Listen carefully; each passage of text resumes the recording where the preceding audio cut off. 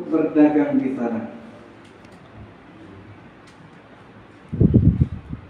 Falamma qaruba bin Busra, namun saat rombongan dagang yang dipimpin oleh sang paman Abu Thalib telah berada di dekat dari kota Busra yang jaraknya sudah tidak jauh lagi dari negeri Syam, ra'ahur rahibu bahira, memperhatikan rombongan dagang yang dipimpin oleh Abu Thalib, seorang rahib, seorang pendeta yang bernama Bahira, yang mendapati adanya keganjilan dan keanehan dalam rombongan dagang ini, berbeda dengan rombongan-rombongan dagang lainnya. Apa keanehan yang diperhatikan oleh pendeta Bahira? Yaitu taskhirul ghamamati lin Nabi sallallahu alaihi wasallam, yaitu sebuah awan yang senantiasa menaungi rombongan dagang ini. Inilah yang membuat dan menarik perhatian Bahira, sehingga terpaksa beliau pun menghentikan rombongan dagang tersebut karena rasa penasaran. Ada apa di balik rombongan dagang tersebut sehingga awan pun menaunginya? Maka diberhentikan oleh pendeta Bahira rombongan dagang tersebut, lalu ditanya siapa pimpinan dari rombongannya dan apa saja yang mereka bawa di dalam rombongan dagang itu. Ternyata didapati ada seorang anak yang masih berusia remaja, berusia 9 tahun, yang tidak lain adalah Nabi kita sallallahu alaihi wasallam. Setelah melihat anak tersebut, pendeta Bahira dapat mengenali Nabi kita melalui ciri dan tanda yang telah Allah sebutkan di dalam kitab Taurat dan di dalam kitab Injil, yang telah dipelajari dan dikuasai oleh pendeta Bahira. Sehingga Allah memberikan informasi kepada kita sebagai umat muslim bahwa sebenarnya umat-umat terdahulu al-Yahudu wan Nasara yang Allah berikan Alkitab kepada mereka berupa Taurat dan Injil, bahwa di dalam kitab mereka terdapat tanda-tanda kenabian yang secara lengkap, secara rinci Allah sebutkan di dalam 2 kitab tersebut.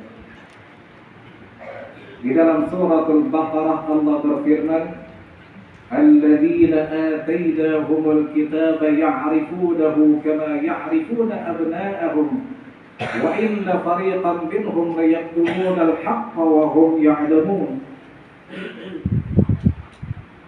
Orang-orang yang kami berikan Alkitab kepada mereka, mereka adalah Yahudi dan Nasrani yang masing-masing mendapatkan kitab berupa At-Taurat wal Injil.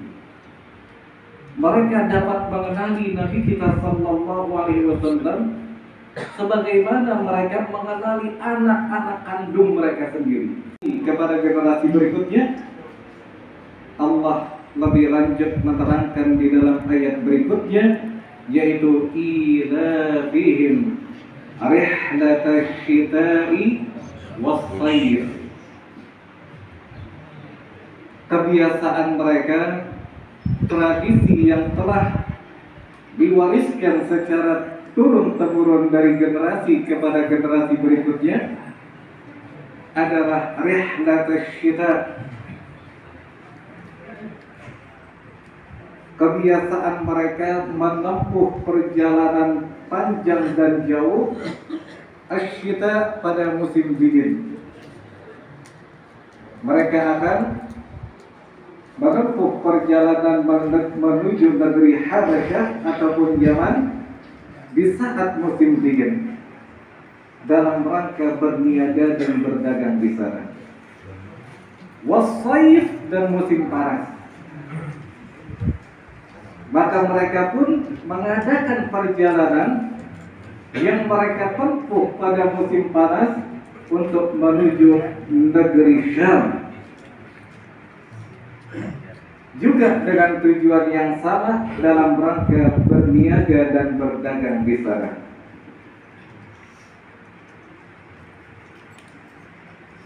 Nah, kalau kita membuka buku-buku sejarah,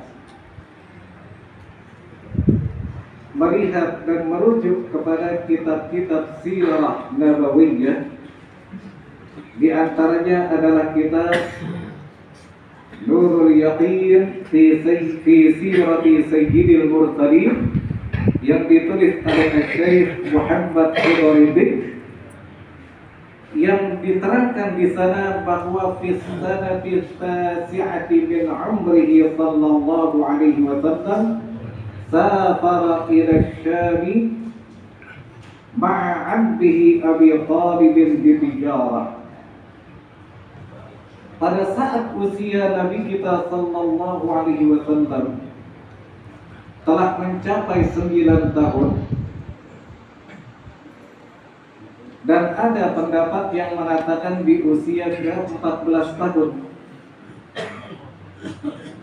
Nabi kita sallallahu alaihi wasallam menempuh perjalanan panjang bersama pamannya untuk menuju negeri Syam, yang menjadi 4 negara, yang masing-masing adalah Al-Urdun atau Yordania. Yang kedua Lebanon atau Libanon.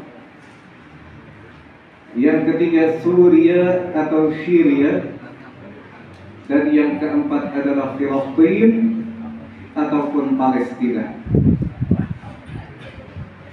Banyak sekali wilayah-wilayah yang dahulunya menjadi satu, kemudian saat ini telah terbagi menjadi beberapa bagian.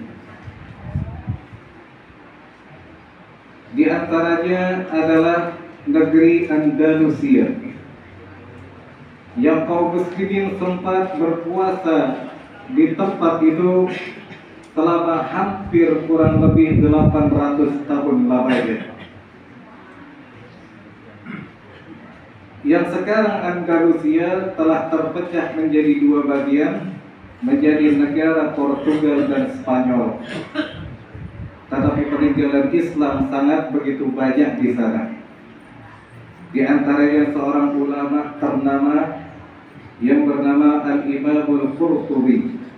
Dari namanya saja Al-Qurtubi, orang yang berasal dari tempat yang bernama Qurtubah.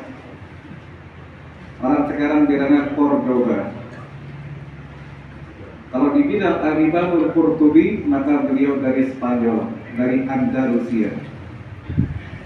Begitu juga seorang penemu yang menjadi ahli bedah pertama yang menguasai ilmu kedokteran, yang bernama Utsman Az-Zahrawi.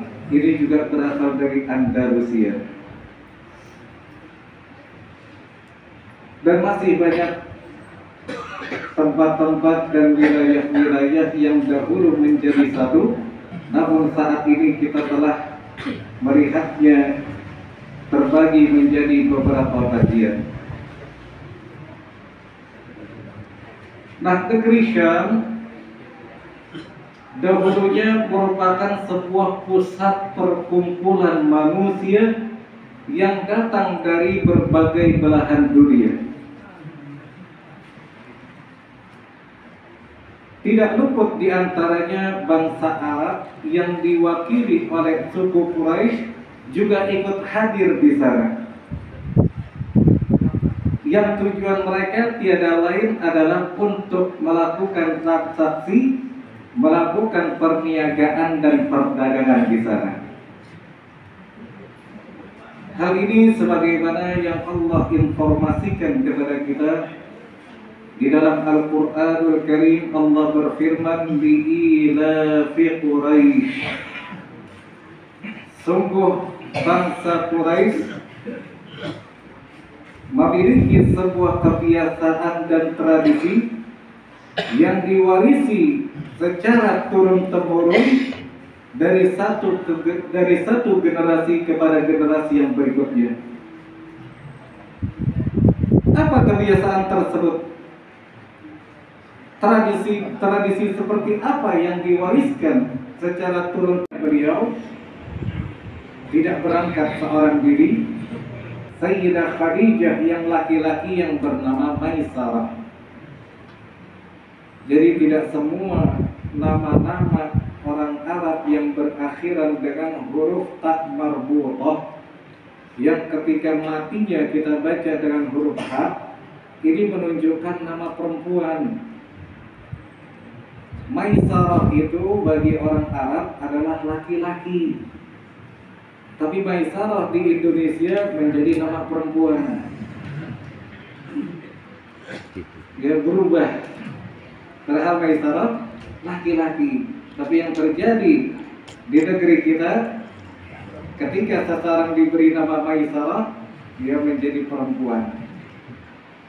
Banyak sekali di antara ada Talha, ada Khuzaimah, ada Umayyah. Ini semua nama orang-orang laki bagi orang-orang Arab yang memang berakhiran dengan ta marbutah yang ketika berharakat sukun maka dia dibaca dengan huruf ha.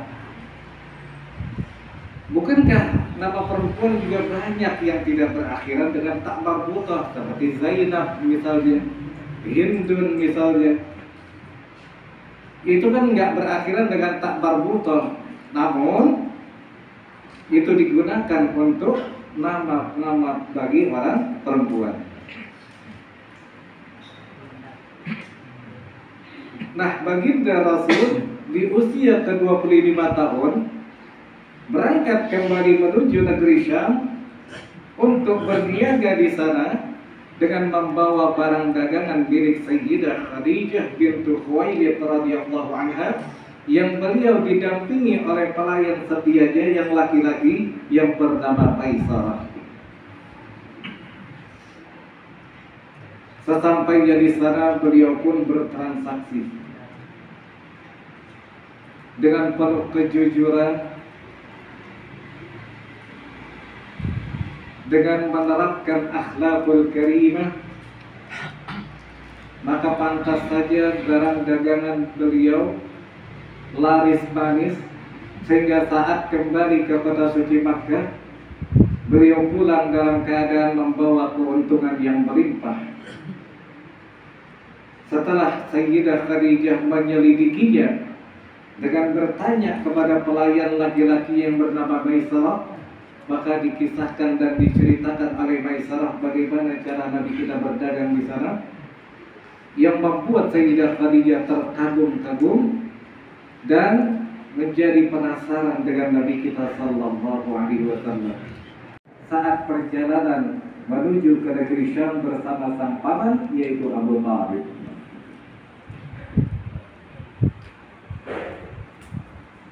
Langsung saja pendeta Bahira memberitahukan kepada sang paman,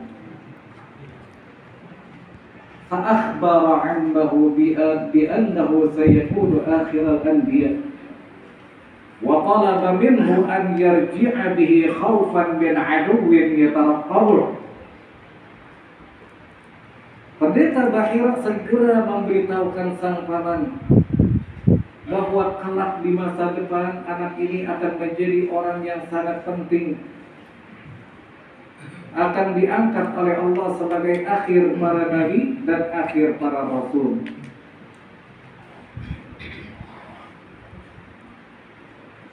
Maka jagalah anak ini dengan sebaik-baiknya.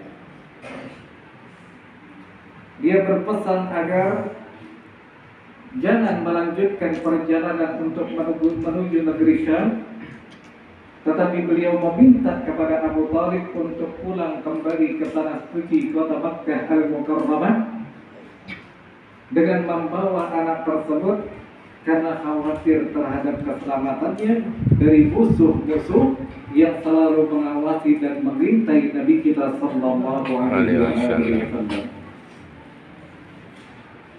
Berterima kasihlah sang paman kepada pendeta Bahira. Beliau segera memutar arah,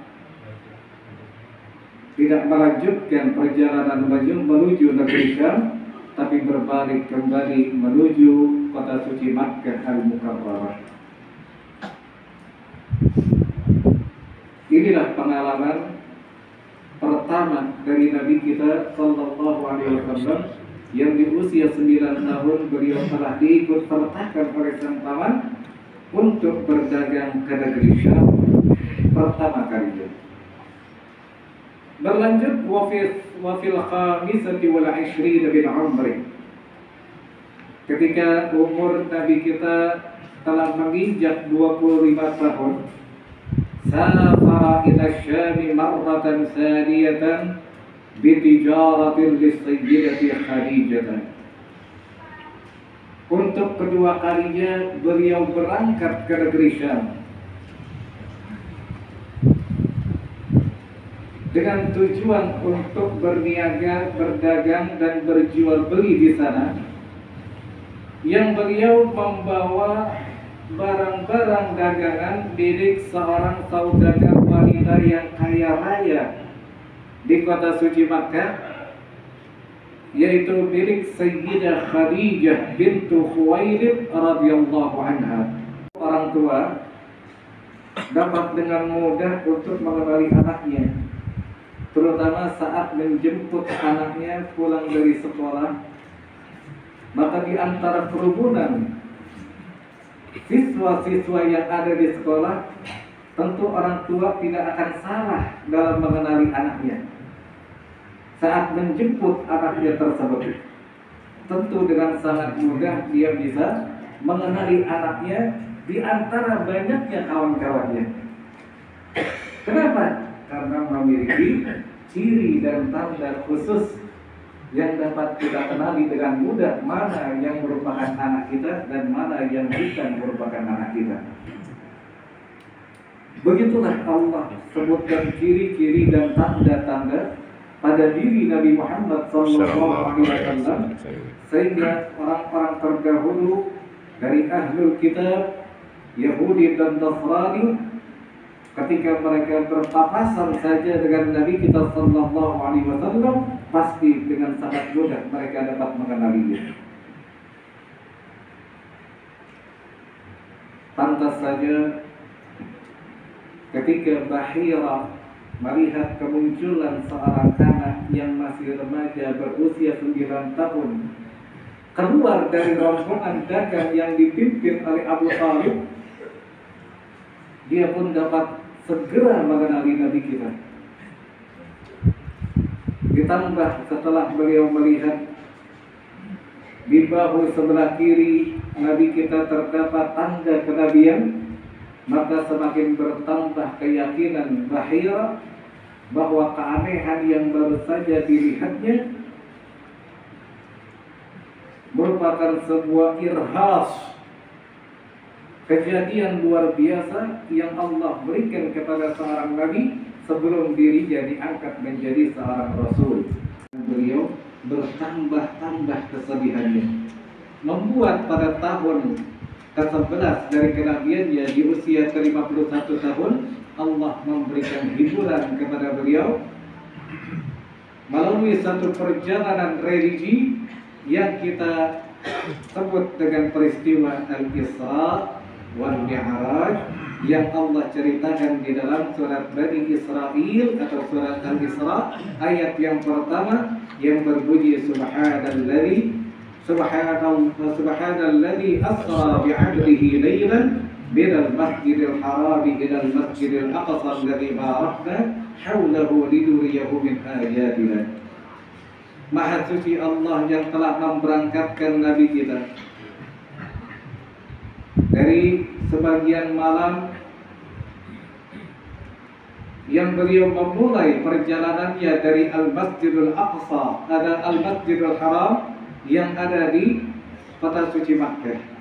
untuk menuju Al-Masjidul Aqsa yang berada di Yerusalem, yang berada di Palestina, yang merupakan bagian dari wilayah negeri Syam.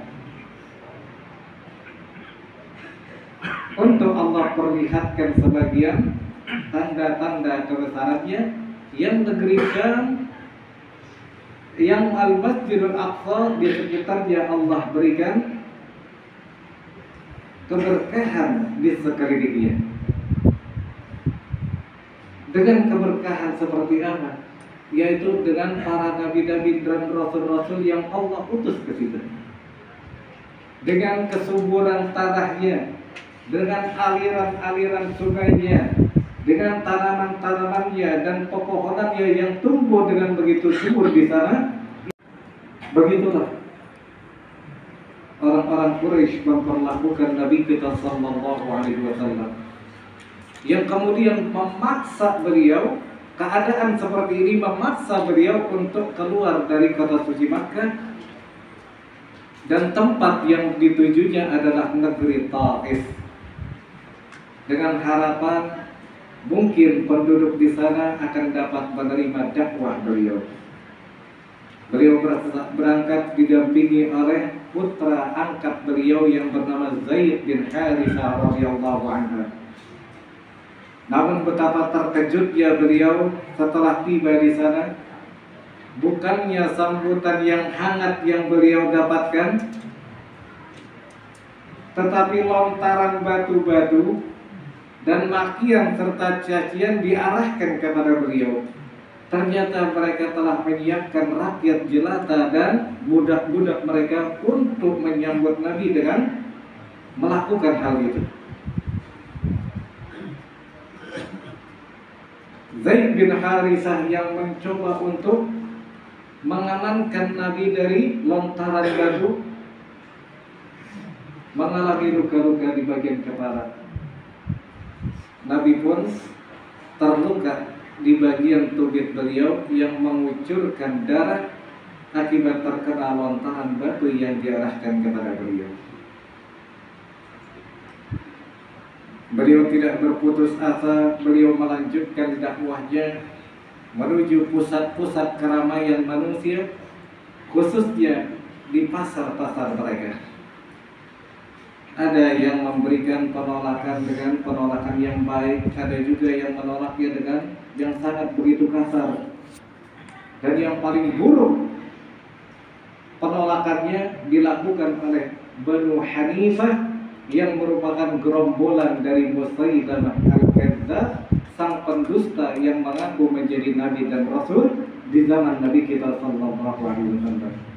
Dia kemudian tertarik kepada Nabi kita, segera mengajukan lamaran dan meminang Nabi, dan disetujui oleh keluarganya. Maka terjadilah pernikahan di antara Nabi kita sallallahu alaihi wasallam dengan Sayyidah Khadijah radhiyallahu anha. Hadirin hadirat rahimana wa rahimakumullah. Berlanjut setelah beliau diangkat menjadi seorang nabi di usia ke-40 tahun. Wahyu demi wahyu turun kepada beliau dalam bentuk firman-firman Allah Ta'ala berupa ayat-ayat Al-Quranul Karim. Seiring berjalannya waktu, tak terasa 10 tahun dari kenabiannya telah berlalu. Berbagai pengalaman dakwah telah beliau rasakan.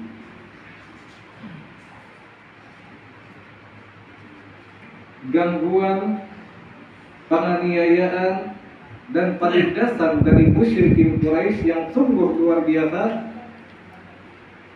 telah beliau rasakan. Namun beliau beruntung dengan 2 orang yang senantiasa memberikan pembelaan kepada beliau.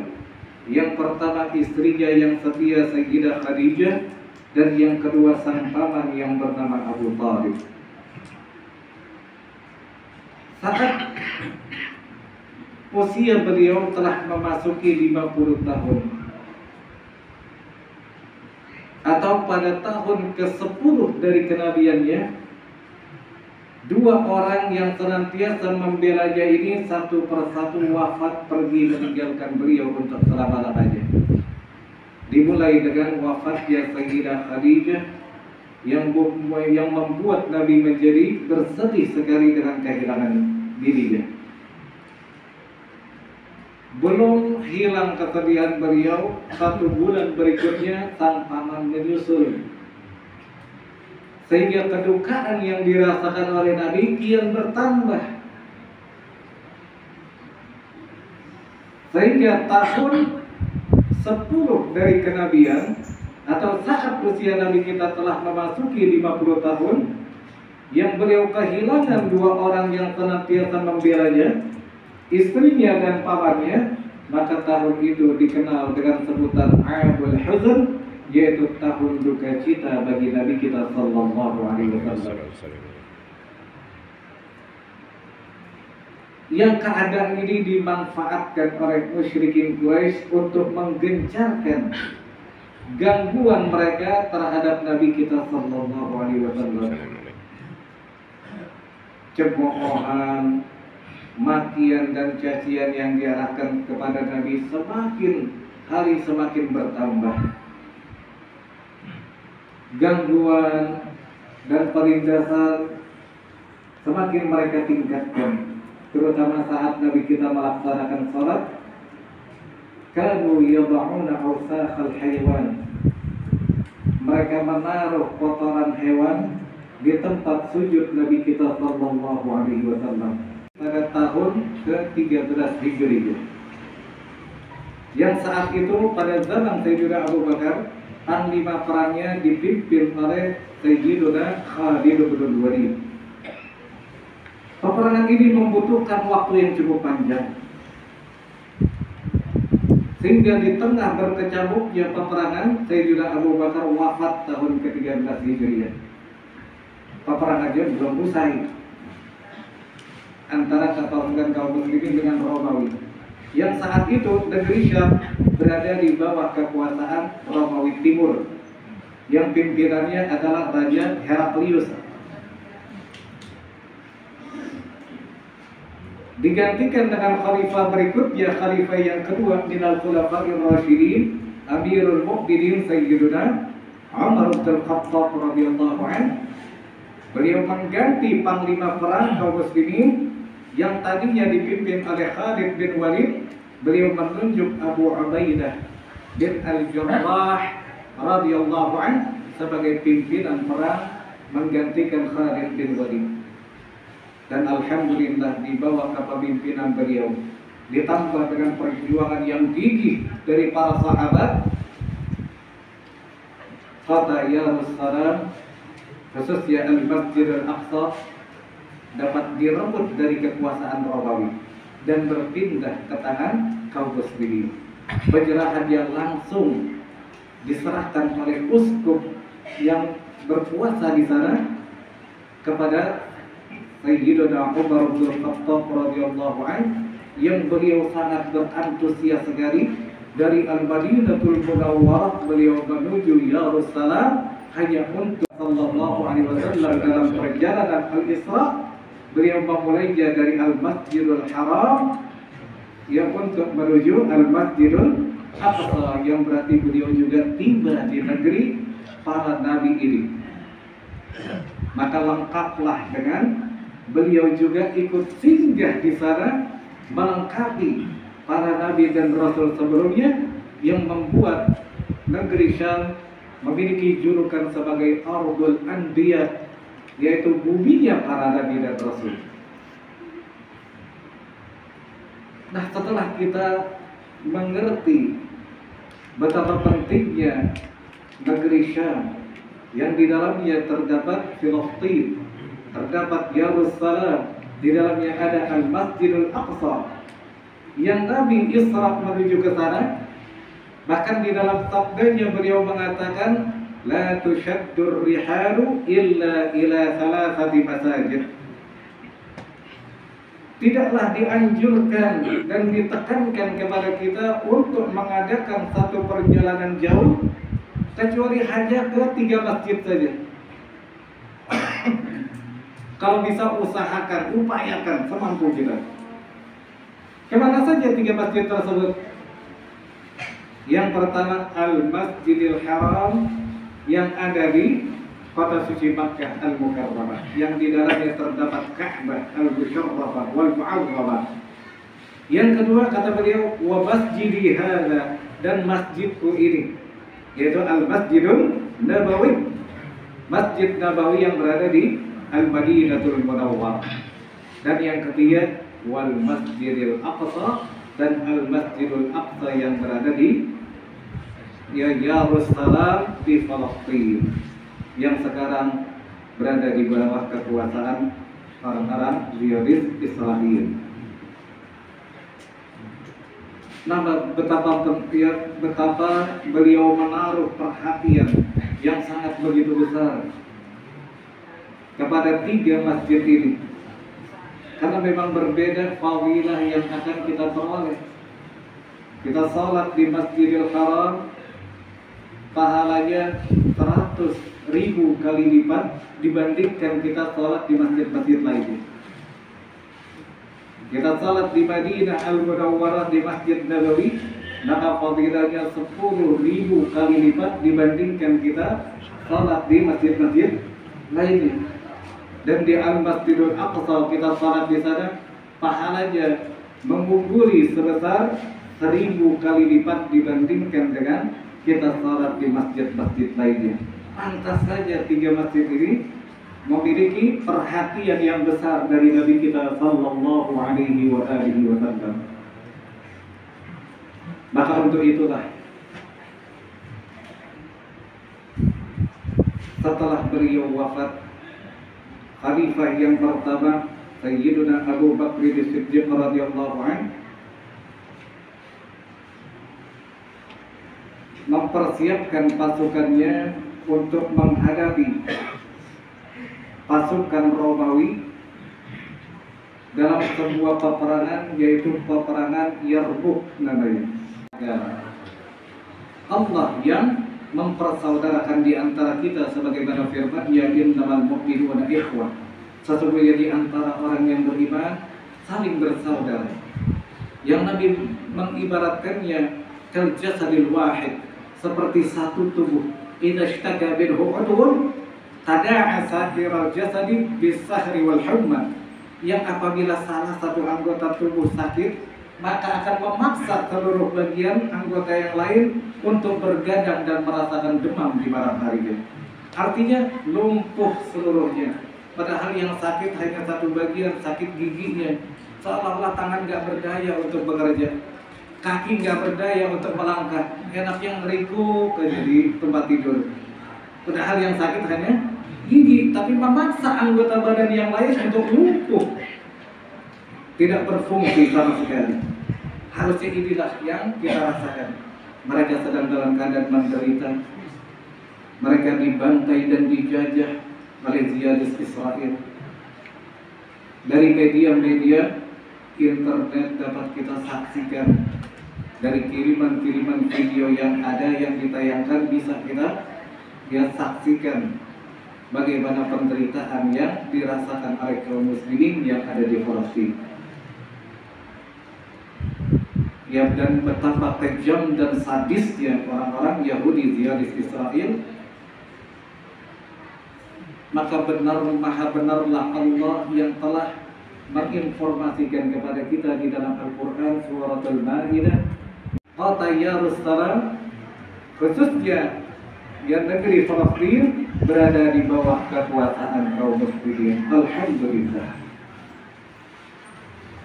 Meskipun Romawi belum seutuhnya dapat ditaklukkan, tetapi hanya kurang dari 20 tahun negeri Persia dapat takluk seluruhnya di bawah kekuasaan kaum muslimin pada saat pemerintahan khalifah yang kedua, yaitu Sayyiduna Umar bin Khattab radhiyallahu anhu. Bayangkan, beliau membagi pasukan menjadi 2 bagian.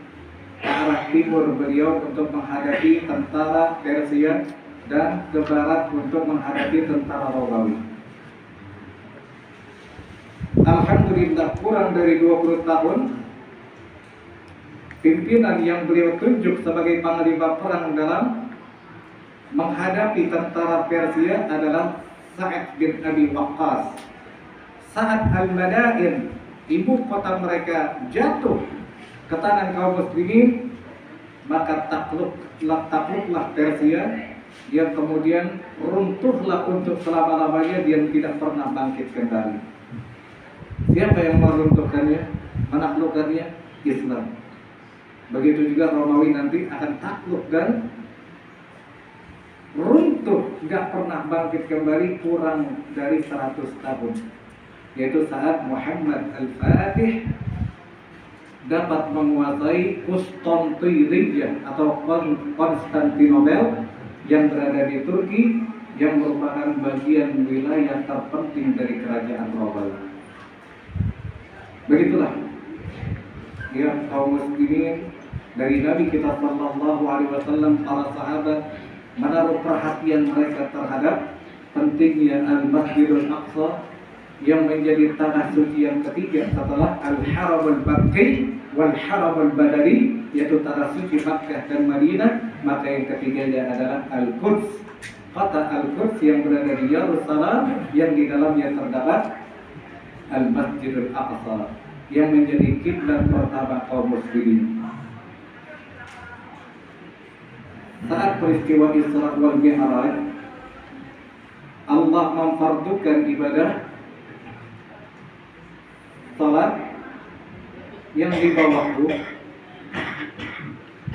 maka Nabi pun salat selama berada di kota suci Makkah dengan memilih tempat di antara dua tiang yang bahasa Arabnya adalah rukun.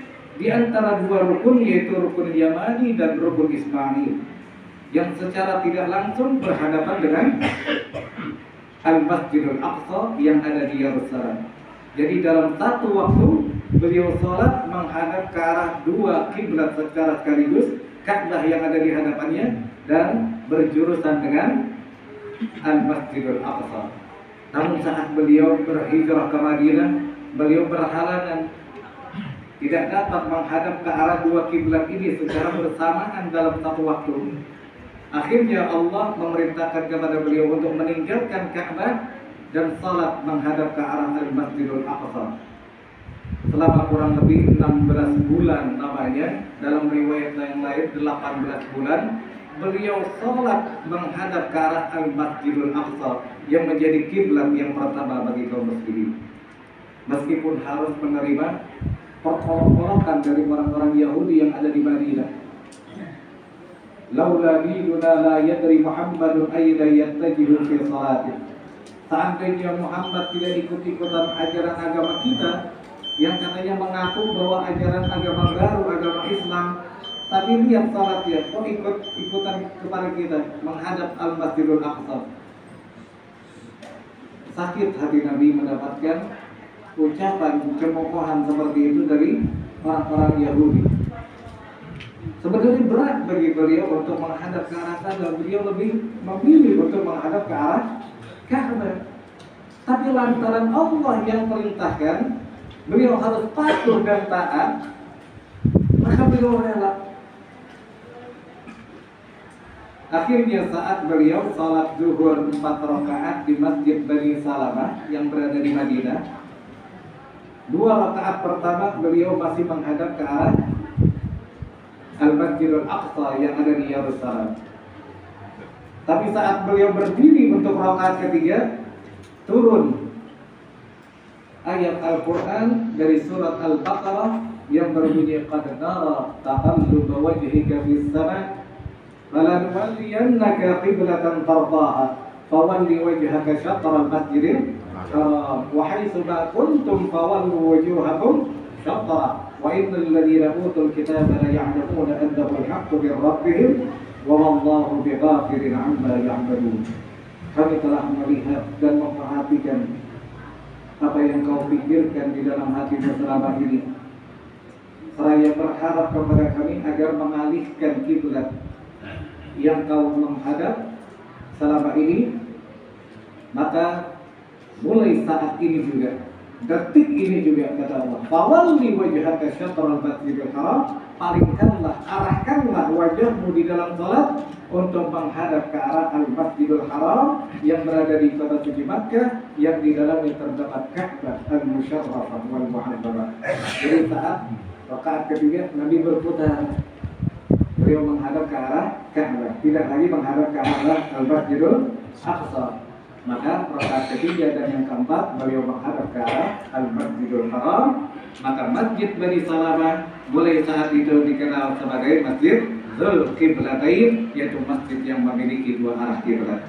Nanti kalau Bapak Ibu berangkat ibadah umrah atau haji, pasti akan mengunjungi salah satu masjid bersejarah ini. Di samping adanya Masjid Kuba, ya kita juga akan mengunjungi Masjid Dzulqiblatain, masjid yang memiliki dua arah kiblat. Hadirin hadirat rahimanallah wa rahimakumullah.